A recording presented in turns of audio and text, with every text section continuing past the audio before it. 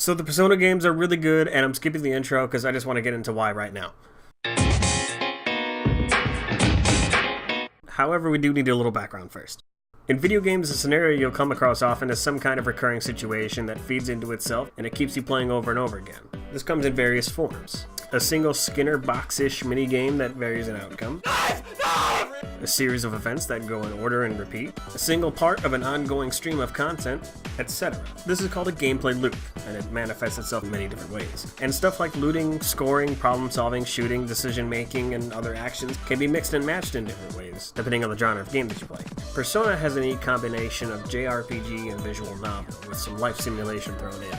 Now, it'd probably be easy to just mash up those two genres and call it a day, and end up with a small Venn diagram, or fuck, that's a typo. Venn diagram of people who actually like these games. But there's a trick to making these separate games and gameplay loops work together in a way that makes each one more compelling. Basically, you make it so that each individual loop has a direct effect on another part of the game, and that part in turn feeds back into the first one. This combination of loops is called a sexy loop, and the Persona series lives on sexy loops. Alright, so let's lay it out. One half of the game is a dungeon crawler turn-based JRPG. The order of operations is enter a floor, kill shadows, open chests, get loot, and go on to the next floor. You level up and get items out of this, which you can use, buy, sell to help you with combat. That's one part of it. And side note, Persona has a neat little quirk to its combat as well. See, a protagonist in these kinds of games usually has a specific skill set, and variety comes with how you choose to progress, or how you mix and match your party. Each party member's skill set is personified by a persona, which is the mask that you use to, like, walk outside. I don't know. We'll get to that. The protagonist in Persona the protagonist in each Persona game has the special ability to manipulate personas of different strengths and skill sets. Manipulate? No. You use multiple personas of different strengths and skill sets, allowing a stupid amount of options in every fight. You can also fuse personas to make newer, stronger ones. So you can fuse personas up to your current level, and you can increase your level by grinding. But what if you want something even stronger?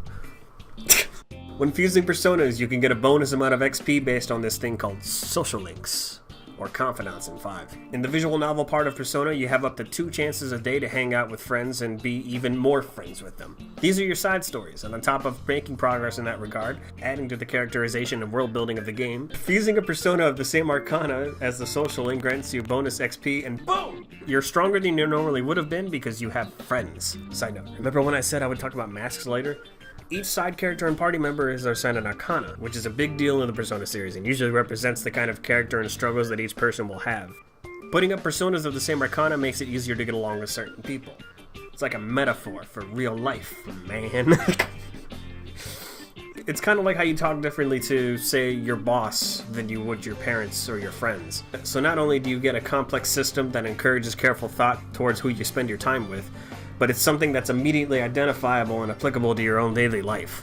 That's theming. That's symbolism. That's one gameplay loop affecting another, therefore we have a sexy loop. Okay, so social links beget stronger personas so you don't have to grind all the time. But you can't just spend all day, every day socializing. See, some friends have high standards, or are hard to get to know at first without meeting a few requirements. The rest of the game is a day-to-day life simulation where you improve your attributes in different ways. Studying, working, part-time jobs, watching movies, eating challenges, and a bevy of other things that in some way make you a more complete person. Attributes help with social links, which helps with combat, which progresses the story, which opens up more opportunities to do all the things. And that is one giant sexy loop that Persona has turned into. This isn't the only thing that makes Persona tick. I may make another video about all the little things I really love about these games. But it's a core tenet of how to mix genres like this and still make a game compelling.